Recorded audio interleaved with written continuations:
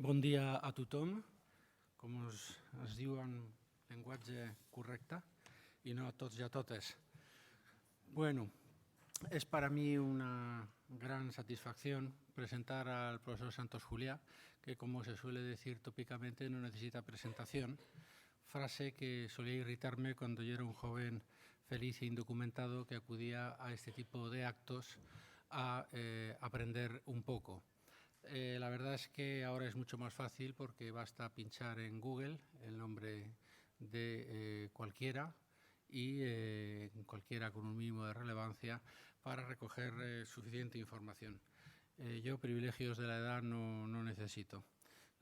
Profesor Santos Juliá, gallego, sevillano, madrileño, ciudadano del mundo, aunque uno es de donde hace el bachillerato, como dijo Max Schaub, licenciado y doctor en Ciencias Políticas, un punto en común que comparto con él. Amplió estudios en el St. Anthony College de la Universidad de Oxford con el profesor Raymond Carr y actualmente es catedrático de Historia de los Movimientos Políticos y Sociales en la Universidad Nacional a Distancia. Es uno de los contemporaneístas más relevantes de España, especializado en la historia política y social del siglo XX y autor prolífico de obligada referencia. Es posible discrepar de él, naturalmente, pero no sin él.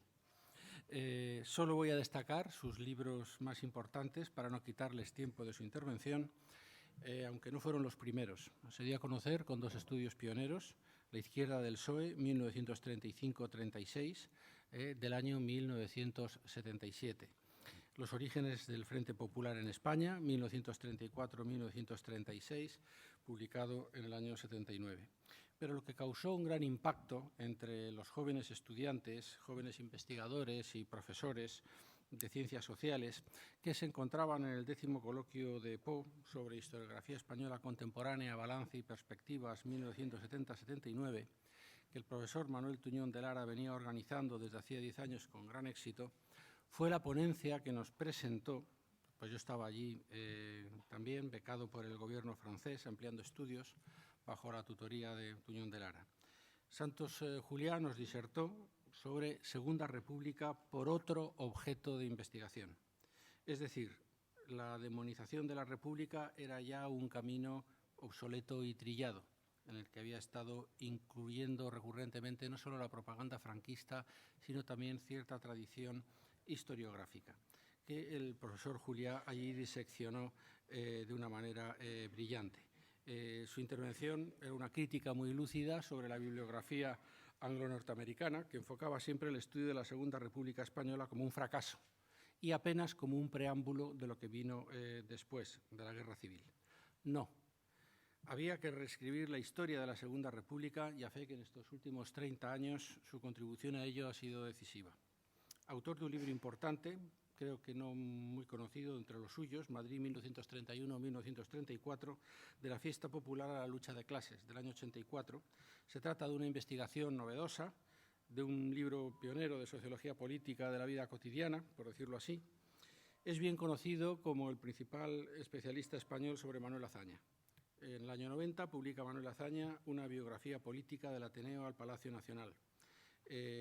Ha editado también los diarios completos de don Manuel Azaña, Monarquía, República y Guerra Civil, en el año 2000 y acaba de culminar toda esta amplia trayectoria, también cantidad de artículos sobre Manuel Azaña, con la publicación de Vida y Tiempo de Manuel Azaña, 1880-1940, la editorial Taurus de Madrid, en 2008. Yo destacaría también Los socialistas en la política española, 1879-1982, del año 97, Un siglo de España, política y sociedad, del año 99, y su magnífica Historia de las dos Españas, del año 2004, por la que mereció el Premio Nacional de Historia de España en el 2005. Ha coordinado, editado, dirigido numerosos coloquios, seminarios, congresos, así como muchos libros, algunos de inusitado éxito por no esperado, creo, como Víctimas de la Guerra Civil, del año 99. Autor de multitud de capítulos de libros y monografías y de centenares de artículos académicos y, como se dice ahora con un poquito de cursilería de boloñesa, de transferencia del conocimiento, es decir, de divulgación.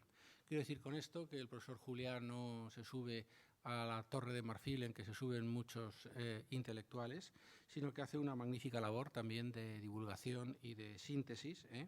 Particularmente yo destacaría aquí su colaboración quincenal en el diario El País, que es siempre lúcidas e incitantes. Todos nos sentimos hoy muy contentos de poder escucharle aquí en Tarragona, en el seno de la Universidad Rovira i Virgili, con motivo de este curso, coloquio, congreso, que todos deseamos sea el inicio de una fructífera colaboración entre la universidad y la Iglesia. Y para terminar diré algo que no he dicho nunca, ni siquiera al propio interesado. Cuando yo era ese joven aprendiz a que antes he hecho referencia, ahora ya un poquito más entrado en sazón, le pregunté al profesor Manuel Tuñón de Lara que cuál era a su juicio el historiador español más prometedor, y me contestó sin dudarlo, Santos. Nada más y muchas gracias.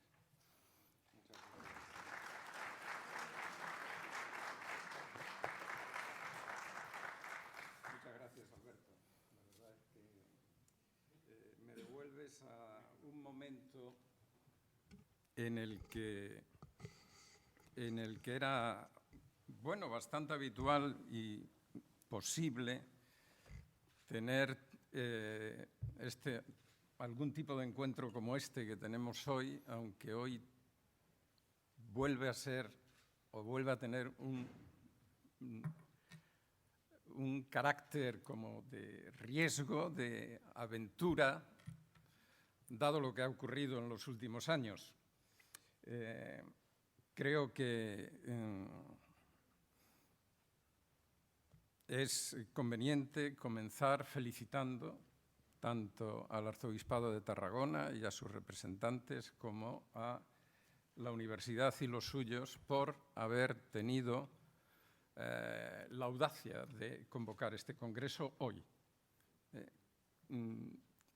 Pienso que era más fácil en el año 78, 79, 80, con el clima que se creó entre, bueno, quienes venían de la oposición al franquismo y quienes venían del franquismo para construir una democracia, creo que era mucho más normal, no tenía nada de audaz que nos encontráramos en coloquios gentes procedentes de diversas tradiciones y que sin llegar a acuerdos y a tener un consenso que es imposible sobre una historia que ha sido trágica y terrible para muchos, que dislocó tantas vidas, que trastornó tantas biografías, que arrastró tanto destrozo.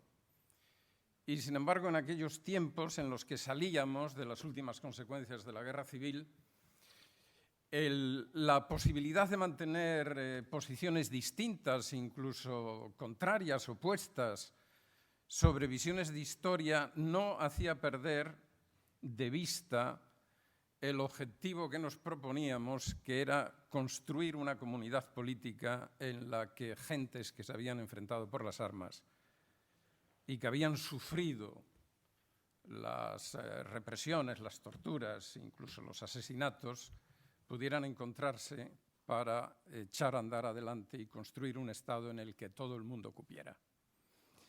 De manera que si hoy hay que decir que algo de audacia y algo de osadía hay para volver a poner en marcha este tipo de congresos o de coloquios en los que todo el mundo está dispuesto a escuchar lo que le dice el otro sin necesidad de entrar en pugnas, y a la vez el que dice está dispuesto a escuchar lo que el otro le tenga también que decir,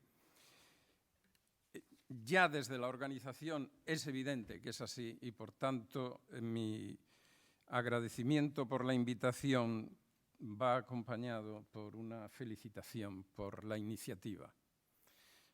Todavía no les he saludado, buenos días a todos, y yo lo que voy a hablar es de la cuestión religiosa, no nacional, como anuncia un periódico, sino de la cuestión religiosa en la Segunda República, que es un tema ciertamente peliagudo y del que, bueno, yo quisiera aquí proporcionar simplemente los elementos que permiten comprender por qué hubo una cuestión religiosa en la Segunda República y por qué el hecho de que la hubiera no acabó en que la cuestión religiosa dejara de ser cuestión, sino que transformó la cuestión religiosa en una guerra santa en la que unos, diciéndose representantes de la auténtica España, mataron a mansalva a quienes se catalogaban como extranjeros, como representantes de la anti-España,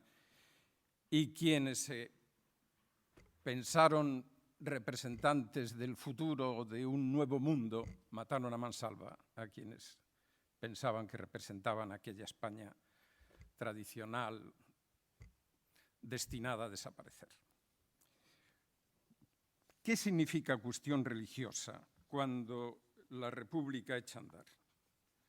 Yo quisiera empezar con una observación de Azaña en el discurso famoso en el que abordó este problema de 13 de octubre de 1931, en el que decía, entre otras cosas, la República no ha hecho más que enunciar aquellos problemas que han de transformar el Estado y la sociedad españoles hasta la raíz. Las autonomías locales, el problema social y este que llaman problema religioso, que salen a la luz no porque la República los haya inventado, sino porque ha rasgado los telones de la antigua España oficial y ha dejado ver una sociedad española transformada. Creo que Azaña plantea aquí el problema en sus exactos términos. La República no inventa la cuestión religiosa, la República lo que hace es rasgar el velo que ocultaba la existencia de la cuestión religiosa. La cuestión religiosa, por tanto, viene de mucho antes y quisiera dar unas pinceladas de lo que supone desde su origen esto que, dice Azaña, llaman problema religioso y que él piensa que es un problema político, que simplemente es cuestión de constituir el Estado de manera que el Estado español de 1931 se adecue a las transformaciones que ha experimentado la sociedad española durante las últimas décadas antes de 1930. El origen de la cuestión religiosa viene de la Constitución de Cádiz, es decir, del momento mismo de la Revolución Liberal, cuando los constituyentes deciden escribir en la primera Constitución que se da el nuevo Estado español, el Estado español liberal, que la religión católica, apostólica y romana, única, verdadera, es y será permanentemente la religión de todos los españoles. La nación la protege con leyes sabias y justas y prohíbe el ejercicio de cualquier otro. Este es el origen de la cuestión religiosa, en mi opinión. Porque los constituyentes de Cádiz, no me voy a meter en la elaboración de la Constitución de Cádiz, que nos llevaría muy lejos, los constituyentes de Cádiz no se atreven, por las circunstancias históricas en las que la Constitución se aprueba, no se atreven a hacer lo que hicieron los constituyentes americanos y lo que va a hacer la Revolución Francesa también. Es decir, antes de la Constitución o acompañando a la Constitución o como materia de la Constitución, hacer una declaración de derechos del ciudadano. La Constitución de Cádiz no incluye una declaración de derechos. Y no la incluye porque previamente a la Constitución los constituyentes piensan que hay una ley fundamental del Estado previa y sobre la Constitución, que es que el Estado tiene una religión, que la religión católica es la religión de todos los españoles. Esa declaración sitúa a la religión como fundamento del Estado, uno de los fundamentos del Estado. Y, por tanto, a quienes no sean de esa religión, los sitúa, en cierto modo, fuera, al margen, en otra galaxia distinta del Estado que se está construyendo y de la nación, que es anterior al Estado y en nombre de la cual se hace la Constitución.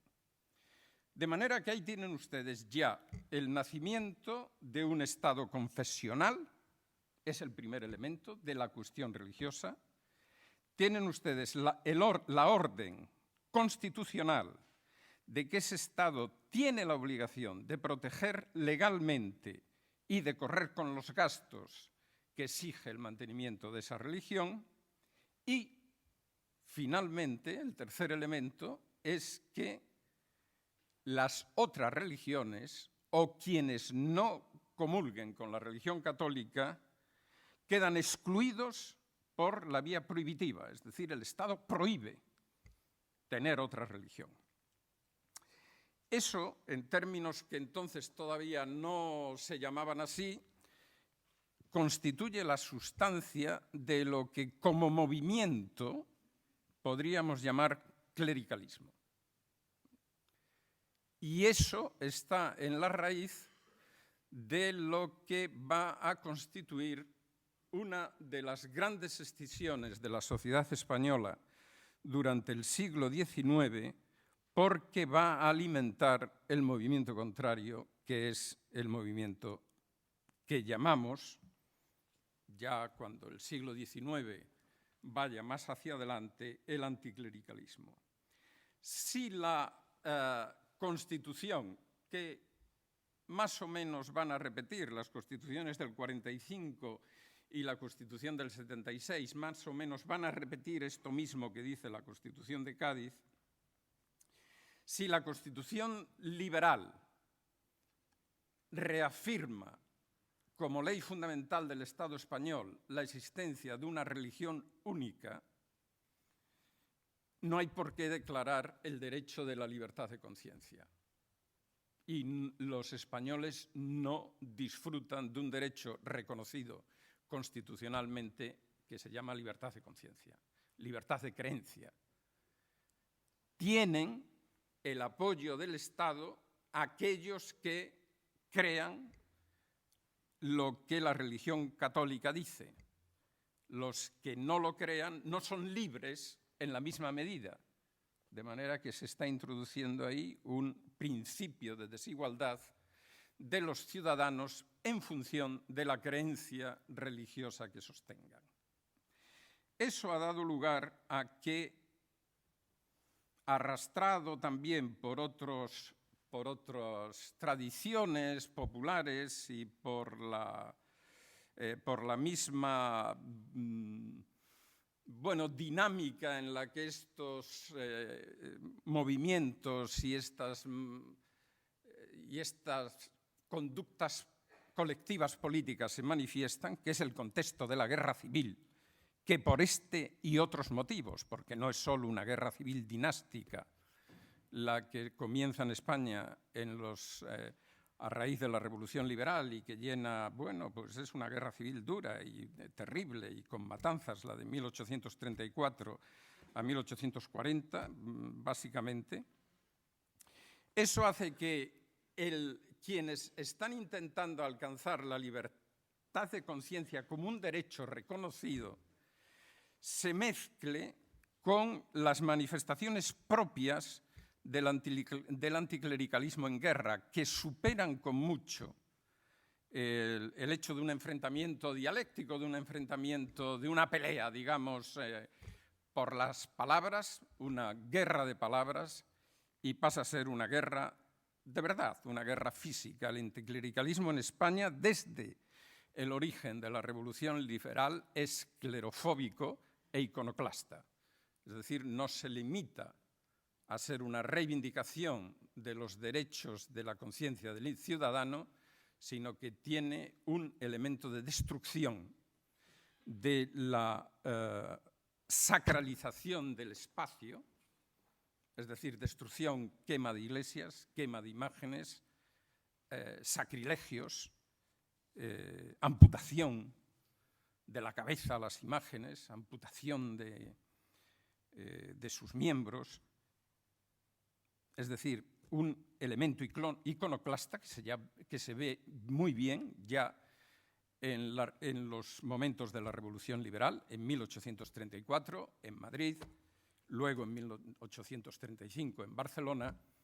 La primera manifestación contra es una manifestación que va mucho más allá del anticlericalismo y que se manifiesta, como digo, en quemas de iglesia, ataques a clérigos, matanza de clérigos, asaltos a conventos, asaltos a monasterios y la consiguiente matanza. Por los motivos que sean, en la imaginaria popular ha quedado el célebre envenenamiento de las aguas, de la que se acusa a los frailes en Madrid en 1834, que da lugar a unos movimientos de multitudes que entran en conventos y matan a quien encuentran por allí.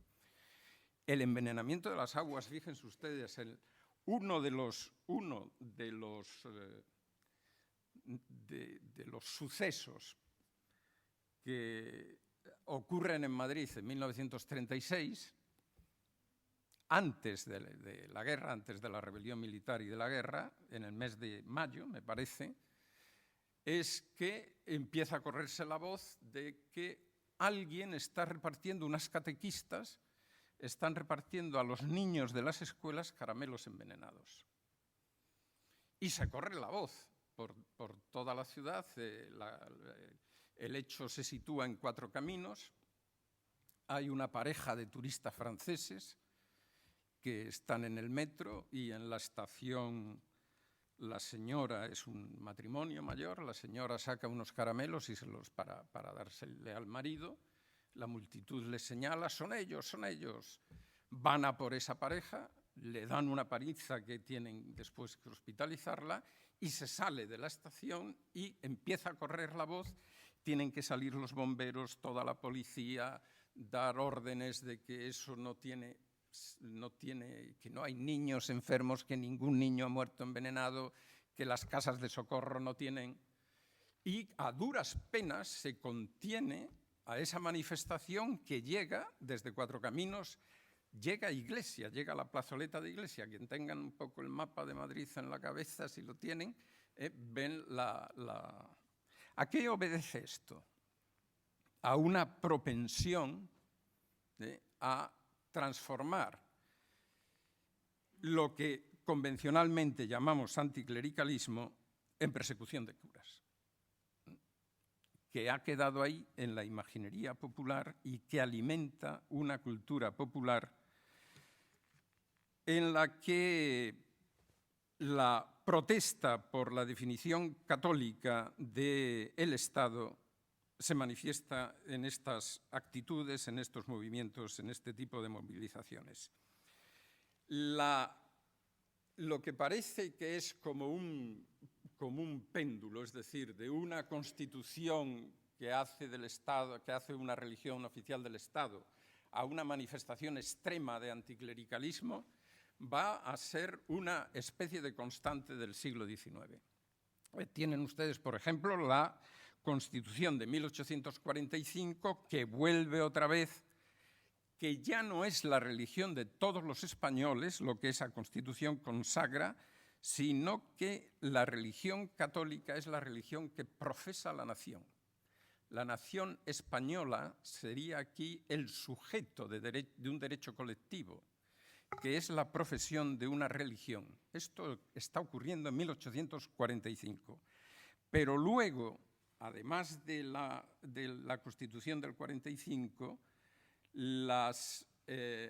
el concordato que se firma en el 51 y luego de la reacción progresista, que no va acompañada en esta ocasión de manifestaciones anticlericales como la anterior, son como una vuelta de tuerca a aquello que estaba ya más que implícito en la Constitución de Cádiz, porque a partir de la Constitución del 45, del Concordato del 51 y de la Ley de Instrucción Pública del 57, lo que se está construyendo es un control de la conciencia por parte de la Iglesia Católica hasta el punto de que la instrucción en universidades, colegios, seminarios, escuelas públicas y privadas corresponde, debe ser vigilada por clérigos, debe ser vigilada por la Iglesia Católica. La ruptura con Roma, que este tipo de legislación había movido en el bienio progresista, vuelve otra vez marcha atrás con los moderados y el nuevo, que le da de nuevo la vigencia al concordato del 51 y que va a introducir lo que constituirá ya, sí, ahora, la sustancia de la cuestión religiosa para los años siguientes, a partir de 1976. La Constitución de 1976 es la que establece los términos en los que en el futuro tendría que entenderse la relación del Estado con las religiones y con las confesiones y con las religiones. Fíjense ustedes, porque es la Constitución del 76 y el concordato anterior lo que la República viene a dar como nulo y como caduco definitivamente. La religión católica es la religión del Estado. De nuevo, en la Constitución de 1876. La nación se obliga a mantener el culto y a sus ministros.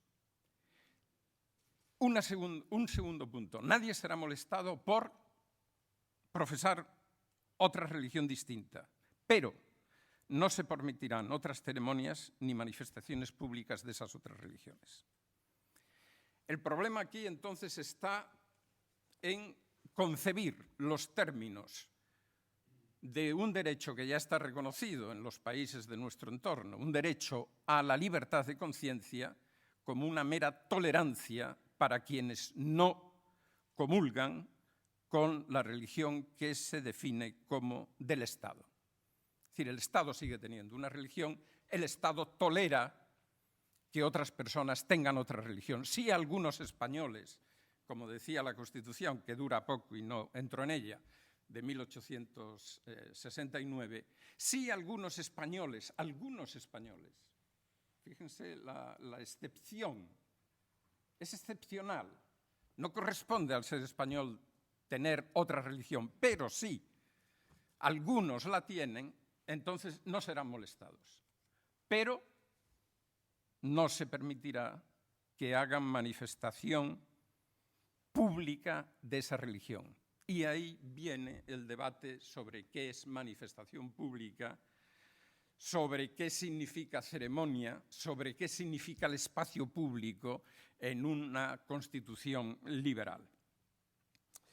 Al abrigo de estas normas constitucionales y de la legislación que la acompaña, se están produciendo en España unos fenómenos que son imprescindibles para entender qué pretende la República. El primero es que las órdenes religiosas que la Tercera República Francesa está clausurando y sus colegios, etcétera, empiezan a introducirse en España y a construir una red de colegios que deja a la red estatal prácticamente paralizada. El Estado español de la Restauración, en realidad, el Estado español desde 1845 prácticamente no construye colegios ni institutos. Yo hice el bachillerato en Sevilla en 1951-56. En Sevilla, en 1951, había un instituto de chicos y un instituto, el Instituto San Isidoro y el Instituto Murillo. Pero tenían colegios, jesuitas, salesianos, escolapios, hermanos de las escuelas, etc. Prácticamente el instituto que existía era el mismo que venía tradicionalmente, eran en torno a 55 en toda España, 60. La construcción de institutos en España es de los años 60. A partir del plan de estabilización y de los planes de desarrollo empieza a extenderse una red pública de colegios y de institutos, pero el Estado abdica de su función educadora y deja que la enseñanza primaria y sobre todo la secundaria quede en manos de órdenes religiosas, con una pequeña parcela que es naturalmente insuficiente para la demanda de estudios que una sociedad que se está transformando está demandando. No solo eso, cuando surge alguna iniciativa de escuela neutra, escuela laica, escuela nueva, todo este tipo de iniciativas que algunos grupos con conexiones pues, con movimientos anarquistas, movimientos socialistas, movimientos laicos, movimientos republicanos, la oposición del episcopado español es a ultranza. Fíjense ustedes como una muestra simple de una pastoral de los prelados, de una carta, de un manifiesto, digamos, que los prelados españoles dirigen al presidente del Consejo de Ministros en el año 1909 contra la asistencia de las escuelas laicas. Y fíjense la manera de argumentar, que es lo que me interesa para entender luego el conflicto en la República. Los prelados creemos cumplir un deber de conciencia y dar alta prueba de patriotismo, están hablando en nombre de la patria, llamando la atención sobre los perjuicios que ocasiona permitir el funcionamiento de escuelas laicas o de las llamadas neutras, y piden que en manera alguna consienta que se abran las que han sido clausuradas. La escuela laica es un molde donde se mete un hijo de cristiano y sale un renegado. Así como de la neutralidad escolar se pasa al ateísmo, de este al socialismo no hay más que un paso. Es decir, que la escuela, que no es escuela católica, es una factoría de renegados, ateos, socialistas que no son patriotas. Y aquí se está produciendo uno de los elementos que ha constituido parte de nuestra tragedia, la identificación que ya viene de la Constitución de Cádiz de lo nacional español con lo católico.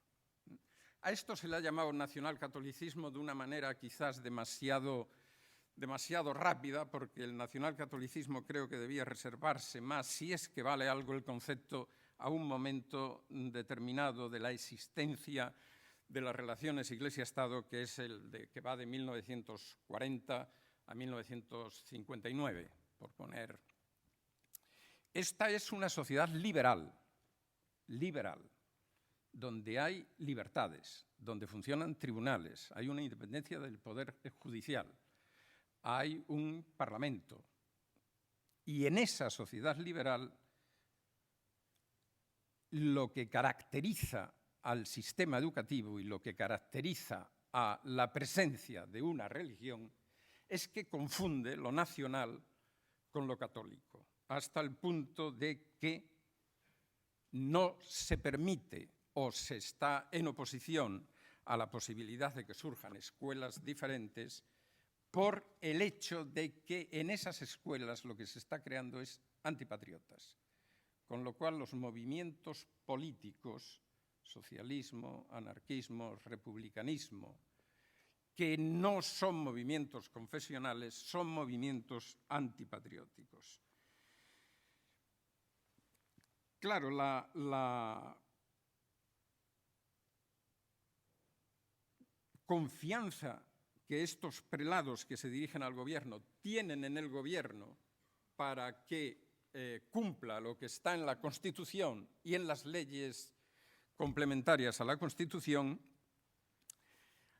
es causa de que en España no se produzca en la sociedad liberal de la Restauración un movimiento político católico a la manera en la que se produce en Alemania, en Bélgica, en Italia en Francia, sino que la presencia de la Iglesia en la vida pública es una presencia que se ejerce a través del Estado. La fuerza, el poder de la Iglesia sobre las conciencias, sobre la educación, sobre la moral pública, sobre el matrimonio, sobre las relaciones familiares, no es producto de una movilización política popular, sino que es producto de una presión ejercida sobre los gobiernos para que se atengan a lo que la Constitución y las leyes están obligando. Eso hace que la Iglesia quede desarmada como movimiento popular políticos y que toda su fuerza radique en la capacidad de la jerarquía para presionar sobre el gobierno. Con lo cual se están produciendo, fíjense, dos fenómenos que crecen durante las primeras 3 décadas del siglo XX y que efectivamente, como dice Azaña, van a salir a la superficie ese 14 de abril de 1931, que rasga los velos de la antigua sociedad. Estos dos movimientos son, mientras este aparato oficial se refuerza por medio de leyes, constituciones, presiones, implantación en la esfera de la educación, sacralización de los espacios públicos, por medio de ceremonias y procesiones en las que las autoridades públicas y las autoridades eclesiásticas se mezclan y que parece que son ceremonias de Estado, consagración de la nación a estatuas, al Sagrado Corazón, ceremonias en las que el poder y la Iglesia se funden. Mientras esto ocurre, la sociedad se está transformando aceleradamente en un sentido que escapa, es decir, que queda en esos márgenes que se ha definido como los márgenes de lo español nacional católico. La clase obrera está saliendo del mundo rural y está llenando las ciudades. Las ciudades españolas doblan la población entre 1910 y 1930 y junto a esa nueva clase obrera que queda como desarraigada de las estructuras en las que discurría su vida durante el siglo XIX, que era una vida rural de poblaciones donde todas las relaciones eran cara a cara. Esa clase obrera pasa a los suburbios de las grandes ciudades, queda absolutamente desarraigada y queda desconectada por completo de cualquier influencia de la Iglesia. Y da lugar a lo que los obispos se van lamentando progresivamente acerca de la llamada apostasía de las masas.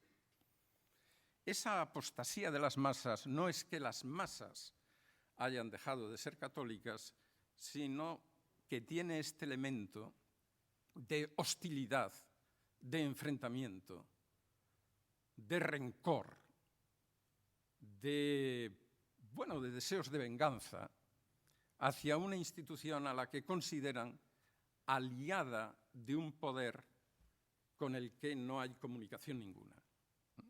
Simultáneamente a esa apostasía de las masas se está produciendo otro fenómeno que es el crecimiento de una clase media profesional compuesta de abogados, médicos, literatos, arquitectos, ingenieros, de nuevas profesiones que se definen y que definen el ámbito en el que se va a desarrollar su trabajo y su acción como laicos, se definen como poseedores de una competencia, que es lo que les importa a ellos, y que quedan también totalmente al margen del influjo de la Iglesia. La primera generación que deja de plantearse el problema religioso como un problema de conciencia, es decir, como un problema vital, es la generación del 14. Si quieren personalizar más, la primera figura española que tiene un influjo intelectual y que sirve como una guía intelectual de una generación, José Ortega y Gasset, es un tipo que no es nada anticlerical, no tiene aquella cosa que podía tener Unamuno de la angustia porque no encontraba reflejada en la religión oficial aquellas íntimas angustias religiosas que él sentía. No tiene nada que ver con eso. Es alguien que prescinde de lo religioso para entender la vida. Es decir, es un laico, digamos, radical, ontológico. No habla de Dios para hablar del mundo. Y esa característica de Ortega define también a los miembros de su generación hasta el punto de que llama la atención de la jerarquía de la Iglesia, que ve cómo está surgiendo esa nueva generación, que es una generación competente, que ha ido al extranjero, que ha cursado estudios en universidades de primer nivel y que se plantea el problema de España en uno de sus círculos más importantes, en uno de sus sectores más importantes, como un problema de educación o como un problema de constitución del Estado, en quienes están más inclinados a la política. Quienes se plantean el problema de España, que vuelve a ser el problema de reflexión de la generación del 14, como lo había sido la del 98, aunque en otros términos muy distintos, quienes se lo plantean como educación no ven otra salida para la elevación del nivel de educación desde la escuela primaria hasta la universidad que arrancar la educación de manos de la Iglesia. Es decir, ellos han pasado por... La mayor parte de esta generación ha sido educada por jesuitas o por salesianos o por agustinos. Han estado en colegios religiosos, han cursado estudios con religiosos. Y han llegado a la madurez, a la juventud, han llegado a constituirse en profesionales en la seguridad de que España, para salir de su problema de atraso en relación con los países europeos, de esa incuria, de esa especie de que íbamos a rastras con gran retraso, necesitaba transformar radicalmente el panorama educativo. La otra rama, la que pone más la solución o la definición del problema de España como un problema de constitución del Estado, lo que está reivindicando es una reforma constitucional o la convocatoria de unas Cortes Constituyentes en las que se defina claramente desde el principio el derecho a la libertad de conciencia y en las que tanto el peso del militarismo como el peso del clericalismo sean levantados por fin de la Constitución del Estado español. La reforma constitucional que se está pidiendo ya desde 1917 por los reformistas va en el camino de convertir aquella constitución liberal con la doble soberanía, con la definición de la nación como católica, etcétera, en una constitución democrática.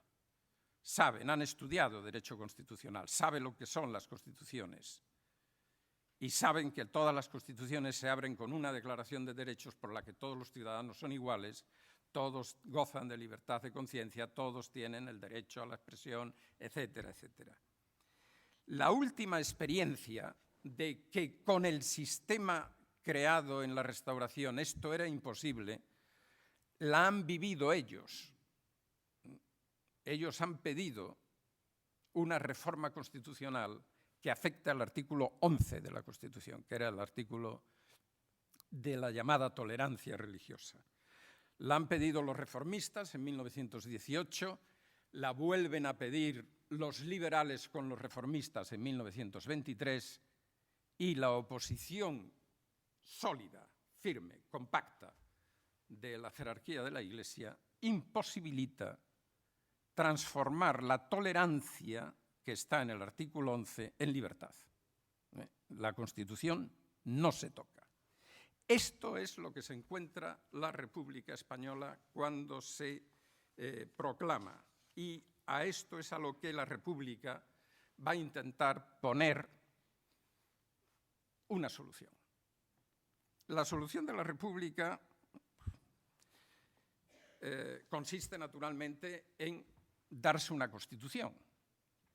Pero antes de darse la Constitución, la República ya toma, desde el primer día en que se proclama, ya toma algunas decisiones que son decisiones preconstitucionales, pero que van a marcar el rumbo por el que va a discurrir la relación Iglesia-Estado.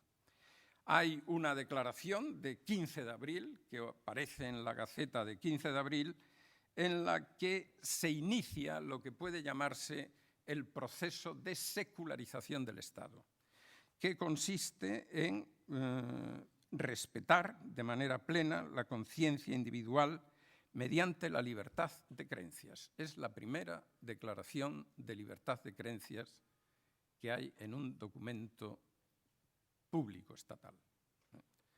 La libertad de creencias, no la tolerancia a unas creencias, sino libertad de creencias y cultos sin que el Estado en momento alguno pueda pedir al ciudadano la revelación de sus convicciones religiosas.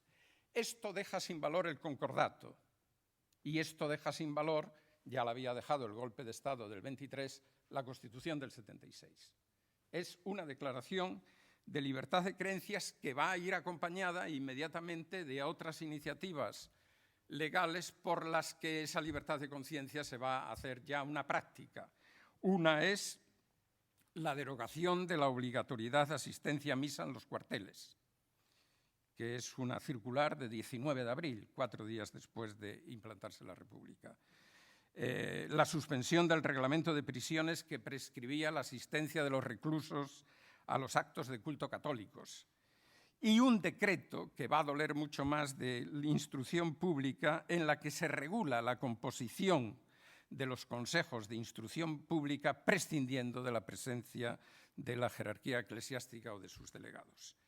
Esta es los primeros signos. Esto lo toma el gobierno provisional en el que está Niceto Alcalá Zamora, que es un católico, y Miguel Maura, que es un católico y que son parte.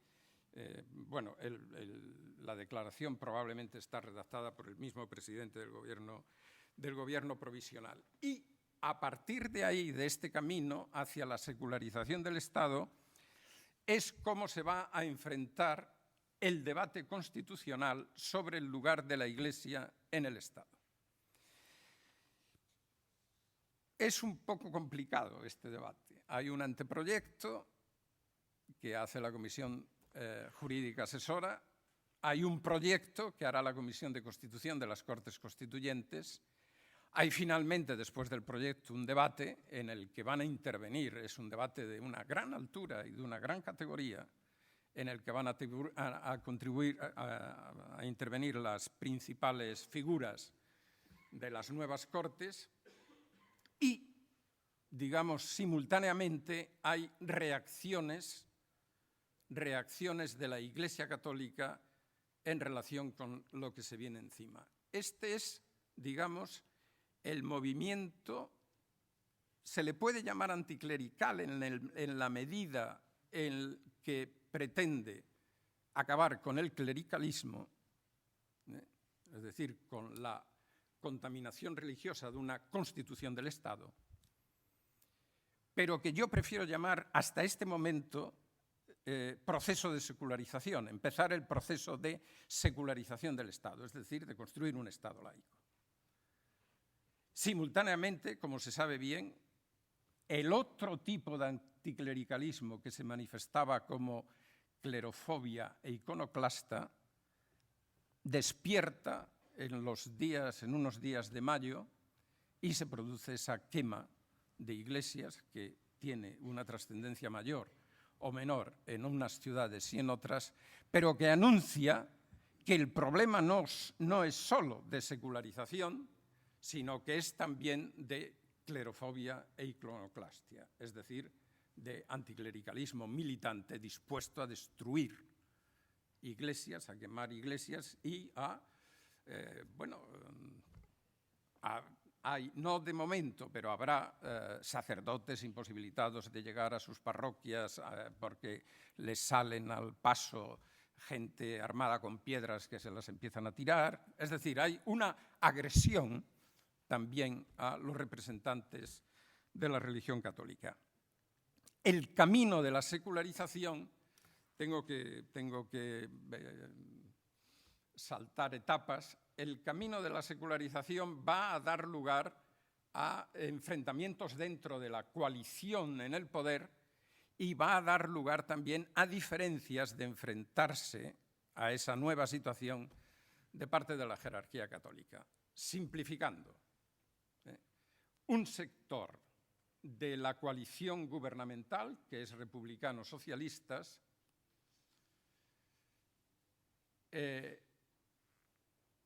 presenta un proyecto según el cual todas las órdenes religiosas quedarían suprimidas, todas las confesiones religiosas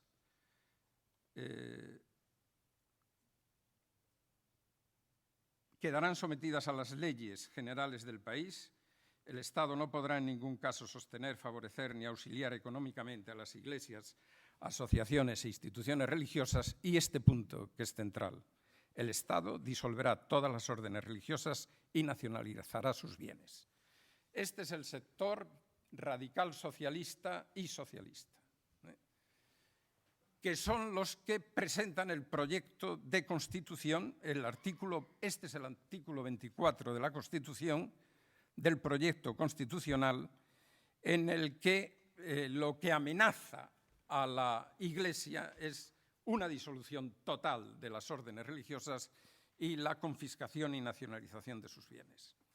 Este proyecto es considerado, naturalmente, y ya el anteproyecto también es considerado tanto por el representante del Papa, el nuncio Tedeschini, como por quien va a ocupar la primacía, por lo menos con una autoridad personal muy fuerte en el momento del conflicto con el cardenal Segura, que es el cardenal Vidal y Barraquer, son considerados como unos ataques en los que, para enfrentarse al cual, van a poner en marcha lo que era tradicional actitud del episcopado, tradicional conducta, aunque realizada de una manera, digamos, más moderada y sin llamar demasiado la atención. La Iglesia católica piensa que es posible, por lo menos Tedeschini y Vidal piensan que es posible moderar la amenaza que se les echa encima por medio de una acción del presidente del gobierno provisional y probablemente también del ministro de Justicia, que es Fernando de los Ríos, con los que llegan a unos puntos de consenso que son dinamitados en el debate constitucional. De manera que la perspectiva de, naturalmente, aceptar, porque aceptan la República. La instrucción vaticana es clara en ese sentido. La República está aceptada. De lo que se trata en la acción es de limitar los gastos, de limitar, digamos, los costes, las agresiones que saben que se van a producir. Y esto lo hacen buscando una línea moderada de acercamiento a las autoridades. Con esa reunión que tienen, una reunión privada, que tienen para llegar a puntos de concordia. Eso lo dinamita el debate constitucional, que está a punto de presentar, de aprobar este proyecto que tiene, sin embargo, la resistencia del hasta entonces ministro de la Guerra, Manuel Azaña, que lo considera disparatado en lo que tiene de disolución de las órdenes religiosas y la nacionalización de sus bienes. Y en un discurso que es célebre y que es merecidamente célebre, y yo recomiendo la lectura de ese discurso, sin duda, en un discurso, digo, que es célebre, para no tener que disolver todas las órdenes religiosas y nacionalizar los bienes, propone la prohibición a todas las órdenes religiosas del ejercicio de la industria, el comercio y la enseñanza. Y eso es lo que se va a aprobar. Eso es lo que se va a aprobar en la Constitución. De manera que de ser la institución dominante de la red escolar de España, la Iglesia tendrá en 2 años o bien que cerrar sus centros o bien que cambiar la titularidad. Este es el problema. Y a este problema, tanto Tedeschini como Vidal se van a enfrentar de una doble manera. Bueno, incluye a Azaña en la cesión, como le dice después un agustino cuando lo va a ver. Nosotros comprendíamos que usted tenía que echar carnaza. Y la carnaza, refiriéndose a los jesuitas, le dice, sabíamos que tenía que echar algo de carnaza a quienes gritaban por la disolución de todas las órdenes y la nacionalización de sus bienes. Indudablemente, este artículo, tal como queda, complicado, largo, farragoso, es un artículo difícilmente compatible con la propuesta democrática de la Constitución republicana. Es decir, aquí se está impidiendo a unos ciudadanos ejercer un derecho que debía corresponderles como españoles, como ciudadanos de esa Constitución, de ese Estado. En el debate constitucional, esto salva a la coalición gobernante con el coste en términos políticos, porque en definitiva hablamos de poder y hablamos de política, con el coste político de que la nueva acción de la Iglesia no se va a limitar a partir de diciembre de 1931 a una negociación para encontrar un punto de acuerdo, sino que va a saltar a la movilización popular y de la opinión contra la Constitución o por la reforma de la Constitución. De manera que lo que no había hecho el mundo católico tan rico, tan floreciente en la Restauración, que era tener un partido político, un partido político católico, es una consecuencia directa de los términos en los que se aprueba el artículo 26. Porque ahí lo que la Iglesia siente es que ella va a quedar excluida, ella va a quedar fuera del juego de la República, fuera del juego político ya, y fuera de la sociedad. La movilización, y tengo que terminar rápidamente, la movilización política, que a partir de ese momento, bueno, hay una carta clara diciendo esto del nuncio al cardenal Barraquer, al cardenal Vidal. La movilización política parte del supuesto de que los católicos españoles tienen un programa político que cumplir, que es la reforma de la Constitución. La reforma de la Constitución en todo aquello que atenta a los derechos de la Iglesia. Pero que la van a cumplir, que van a desarrollar ese programa por medios legales. Es decir, dando una batalla legal, formando un partido, yendo a unas elecciones, estableciendo coaliciones con Lerroux, coaliciones con el Partido Radical, que ha quedado en la oposición, con objeto de, primero, como decía, colaborar con Lerroux, luego pasar a gobernar con Lerroux, luego desprenderse de Lerroux, con objeto de que al pasar los 4 años que la misma Constitución establecía, pudiera un partido católico proceder a la reforma constitucional.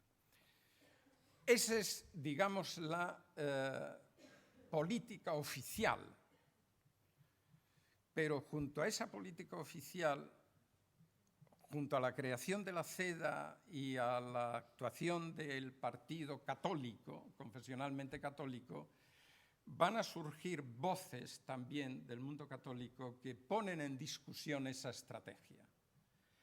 Esas voces van a dar lugar a la creación, a la escisión del catolicismo ya como movimiento político, porque en este momento ya no se habla de otra cosa, en la que se va a justificar lo que el rector de la Universidad de Comillas, Aniceto de Castro Albarrán, llamó derecho a la rebelión.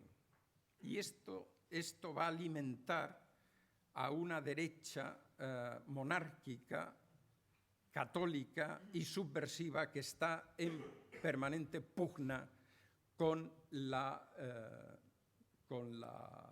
línea, digamos, oficial.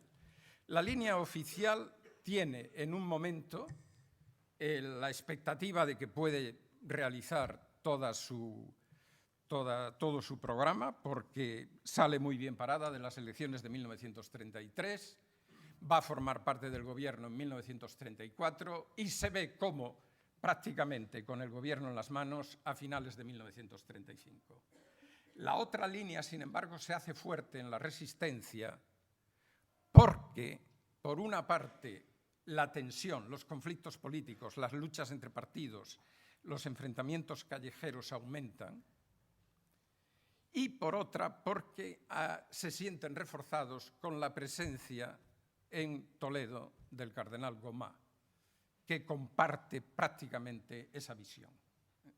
De manera que hay una escisión, digamos, dentro de, no ya de los movimientos posibles católicos, sino de la misma jerarquía católica.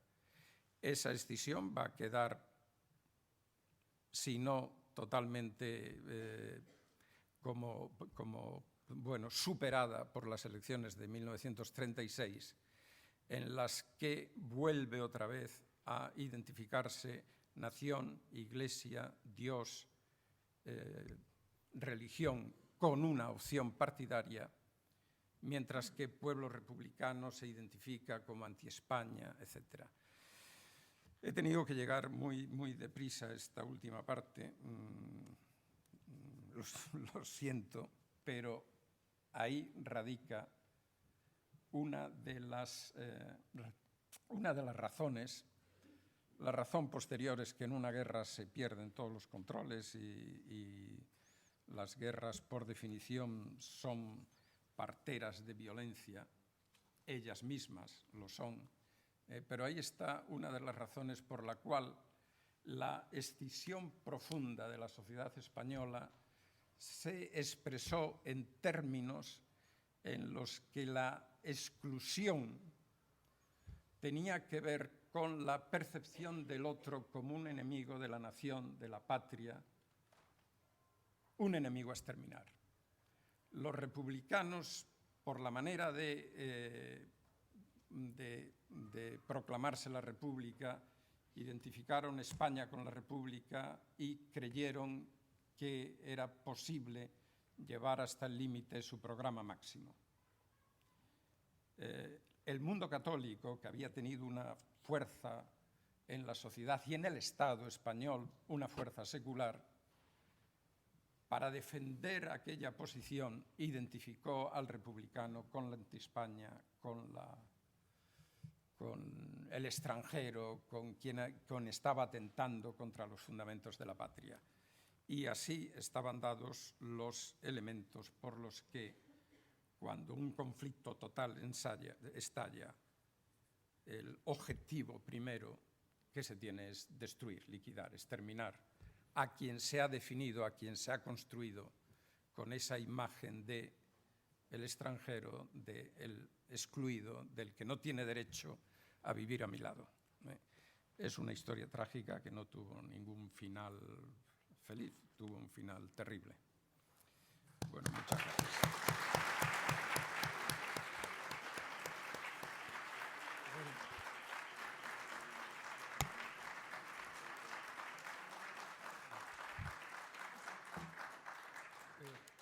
Muchas gracias al profesor Juliá por su intervención, que le agradezco, creo que le agradecemos todos el que se haya entretenido un poco en los antecedentes del tema central de su intervención, porque creo que van a ayudar a entender mucho mejor todo lo que viene después. Me ha parecido, en fin, aunque le haya restado, como él mismo ha dicho, un poco de tiempo de la parte más ligada a la República, creo que ha sido una buena idea estos antecedentes. No sé si tenemos tiempo para alguna pregunta o desbordados por el tiempo, muy puntuales y, por favor, muy relacionadas con, naturalmente, con la conferencia. ¿Hay algún micro? No, pues... si te parece, las formulan todas seguidas, sí, el bloque, que es mucho mejor.